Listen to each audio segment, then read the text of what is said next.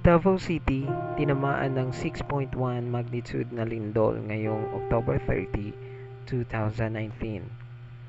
Sa isang pagkakataong sa isang buwan, 2 beses nakaranas ang Davao City ng lindol sa isang buwan. Una ay ang 6.5 magnitude na lindol noong nakaraang October 16 at ang pangalawa ngayong October 30 na tumama sa lindol at nasira ang isa sa mga kondo 4,000 dito sa Davao City. Hindi lang po yan, isa rin pong lugar na kung saan sa Mindanao ay ang Eva's Hotel sa Kidapawan City. Panandali ang lindol na 6.1 na tumama sa kanilang lugar at bumagsak ang isang hotel. Kasama na ron ang Bansalan, Davao City.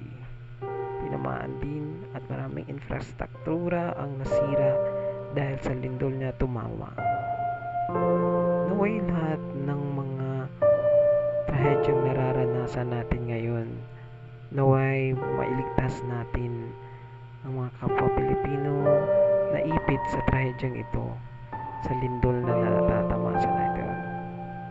I pray for the safetyness for this place.